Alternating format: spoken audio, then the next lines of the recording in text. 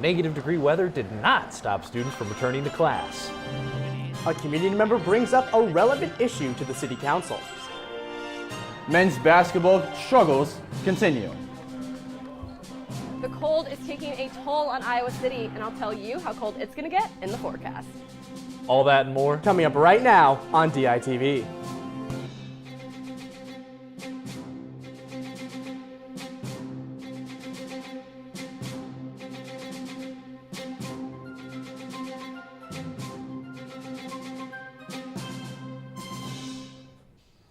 Good morning from Iowa City. It is Wednesday, January 22nd.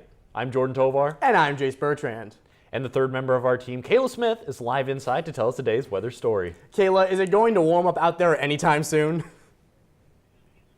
Thanks, guys. Luckily, we are getting away from the absolutely frigid temperatures today, but that doesn't mean it's going to be warming up that much. Now I'm here on the Sky Bridge, where it is currently about 15 degrees outside, and as you can see behind me, snow is falling. Now taking a look out onto the Pentacrest, it's going to be a lot warmer today with the high in those low 30s. We've got a chance at seeing a little bit of snow maybe later on again today. Thursday is going to be another brutal day for the temperature with the high at 16 and dropping down to -1 at night. Now personally, I wish we could start seeing some spring temps for the spring semester, but unfortunately, Iowa likes to make us wait. Now I'll have the rest of the forecast later on, so for now, I'll send it back to the guys in the studio. It has been a chilly start to the spring semester. DITV's Isabel Thier went outside and talked with students about their first freezing day back to class. As winter break ended, the winter weather stayed put in Iowa City, leaving many people left in the cold. University of Iowa students had to make their way to the first day of spring semester classes, with temperatures dipping down to a -13 degrees. For many students, the winter weather was a big shock, but others were much more prepared for this transition. I'm from Chicago, but it's still like freezing cold. It makes my ears cold and it makes my eyes water. It's just not fun being in the cold weather. The University of Iowa was not the only school in the area facing these brutal winter temperatures. It was, however, one of the only ones that did not either cancel, delay, or go online for class. I feel like with the wind chill and everything, I mean, in my hometown we would have canceled classes, so maybe, to each their own. Meanwhile, many students struggled to accommodate their routes to school on the first day back due to the cold weather. I'm actually really upset. I had a lot of trouble trying to get to class because buses were too full. And I feel like to send out a message that it's dangerous but then not cancel was crazy. The weather is looking to warm up for the rest of the week, but still have lows in the single digits. From the University of Iowa, Isabel Thier, DITV. A new president has been sworn into office. DITV News Director Johnny Valtman has the agenda, plans, and more from the new president's inauguration. Protect and defend the Constitution of the United States. The Constitution of the United States. So help me God. So help me God. Congratulations, Mr. President. Donald Trump is now the 47th President of the United States. Trump, the 45th President, returns to the White House following a 4-year hiatus after losing to former President Joe Biden in 2020. I return to the presidency confident and optimistic that we are at the start of a thrilling new era of national success. The president unveiled the campaign promises he would implement day one as president. By using executive orders, he plans to declare the U.S.'s southern border a national emergency and heavily crack down on illegal immigration and going after illegal immigrants in the country. Under the orders I signed today, we will also be designating the cartels as foreign terrorist organizations. Other plans Trump has is to regain control of the Panama Canal, implement tariffs against foreign countries, undo some of Biden's administration's energy policies, and combat inflation. I will direct all members of my cabinet to marshal the vast powers at their disposal to defeat what was record inflation and rapidly bring down costs and prices. An overarching theme from the president was returning America to #1 with strength and independence. During every single day of the Trump administration, I will very simply put America first. America now waits to see what executive orders the new president will pass on day one and what Trump will do with the Republican control in the House of Representatives and Senate. From the University of Iowa, Johnny Valtman, DITV. Now, a lot has happened on Capitol Hill since Trump's inauguration just 2 days ago. DITV's Elizabeth Smith is in the newsroom to give us the updates.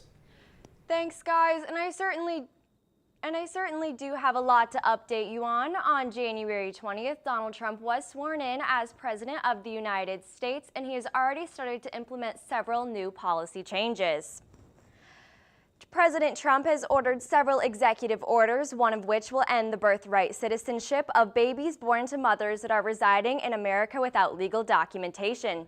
Approximately 18 states have decided to sue President Trump's administration over this order, claiming that it is a direct violation of the 14th Amendment. He has also withdrawn from the World Health Organization and the Paris Climate Agreement.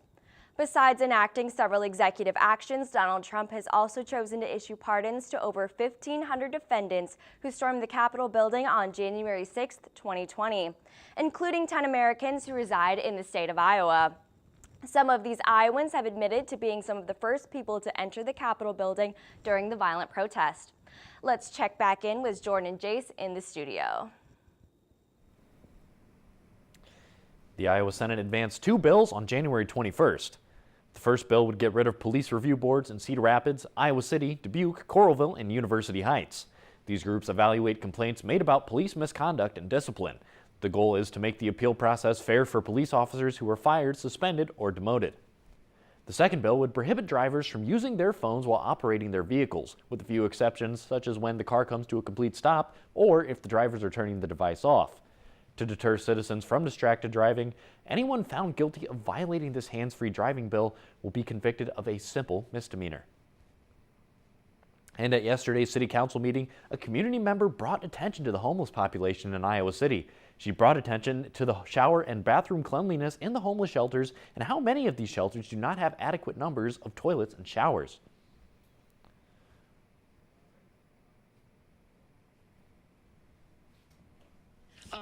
Anyone that I knew to stay there. There's one shower. You know, there's so many people that are staying there. There are like 55 people that are staying there. 6, it is housing. The city manager really prepared almost $15 million. She's hoping organizations such as sororities, fraternities, and groups who specialize in homeless care will help take care of this problem.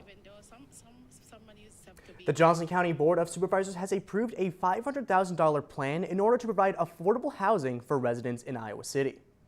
The county is hoping to replace air conditioning units, furnaces, water heaters, and improve waterproofing for a 15-unit apartment complex. If in case there were funds from the budget left over, officials plan to use them to refurbish the property further. And coming up later, a special update on one of Iowa's biggest music festivals. Plus, the week ahead in weather and the full rundown of Iowa athletics. All that and more after the break.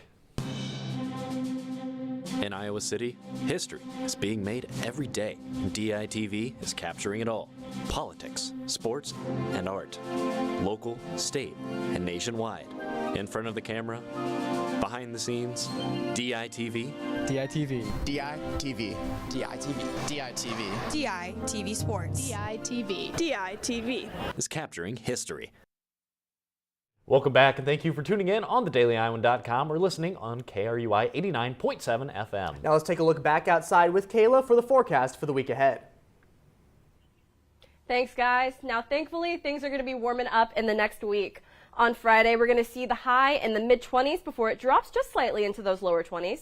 Saturday is going to bring us some warmth as the high hits those high 30s, but we're going to see a massive drop at night in those mid-teens. As for Sunday, we'll drop to a high in the low 30s.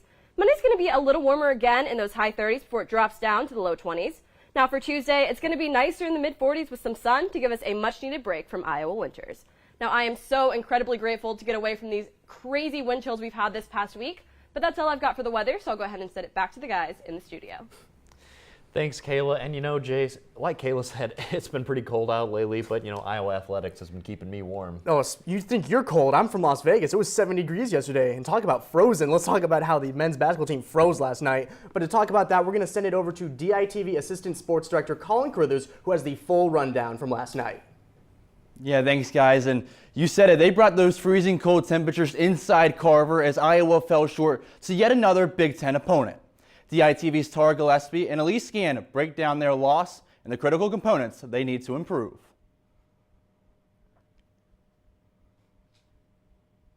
despite the potential of a comeback, the Hawkeyes lost 72-67. The Hawkeyes, who typically rely on their three-point shooters and quick pace of game, had low energy on Tuesday night. You know, I got fouled probably 4 or 5 times. I'm pretty upset about that. But outside of that, you know, they didn't give us many looks. That's just the way it goes. Nearing the end of the second half, Brock Harding and Josh Dix pushed for the win, but the Gophers maintained their long-standing lead. But the Hawkeyes won't count themselves out of the Big Ten just yet. Yeah, we've fought through too much and sacrificed too much to give up now, and you know, we got a month and a half left, and we're going to find a way to make this thing right. Late in the game, Seydou Traore had the opportunity to score in a one-on-one and get the Hawkeyes some needed points. However, Traore was disappointed when he missed the free throw and Minnesota got the rebound. Long after the game, he could be found at the free throw line, practicing the same shot again and again. He's been impressive in practice recently.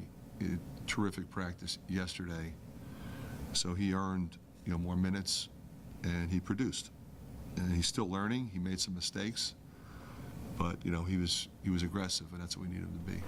And with the loss tonight against Minnesota, Iowa will have to work even harder to get back on track. If they want to get back into the swing of things, they're going to have to regain their confidence as they played an uncharacteristic game tonight.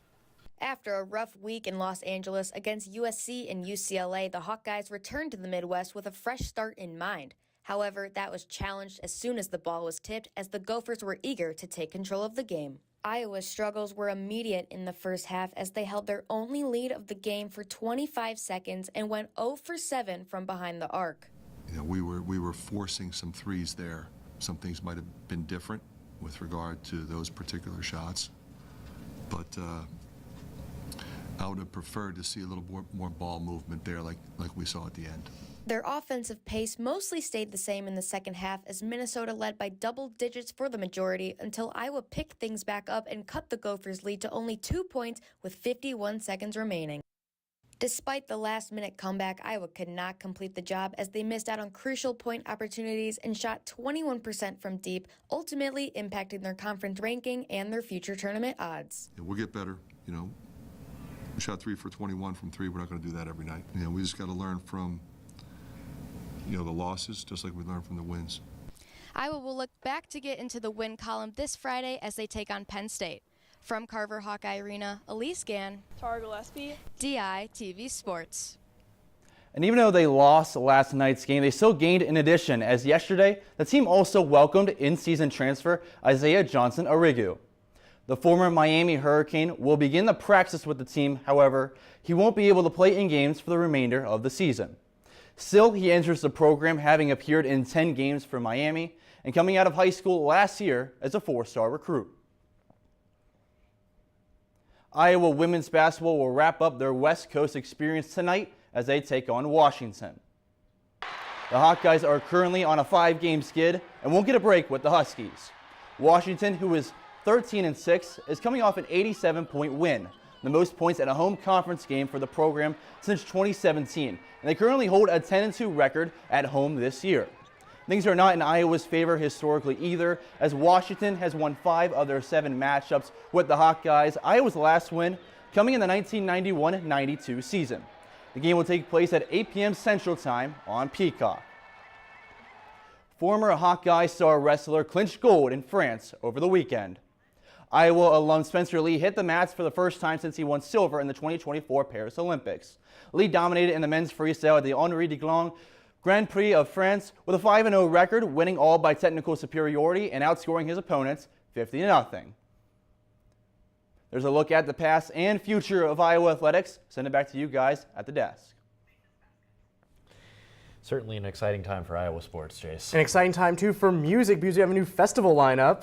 Certainly, and Iowa's largest music festival has announced its summer 2025 lineup. Hinterland, the festival held in St. Charles, Iowa, expects stars like Tyler, the Creator, Casey Musgraves, and Lana Del Rey to give headlining performances this August. The Hinterland Festival grounds are expected to have enhancements in several departments, including parking areas, shuttle efficiency, and food vendors completed before the show kicks off. And thank you for joining us online or listening on KRUI 89.7 FM. We are here live from Iowa City every Monday, Wednesday, and Friday, 8:30 a.m. and online anytime at thedailyiowans.com. For Elizabeth Smith, I'm Jace Bertrand. And for Kayla Smith and Colin Carithers, I'm Jordan Tovar. See you again on Friday morning right here on DITV.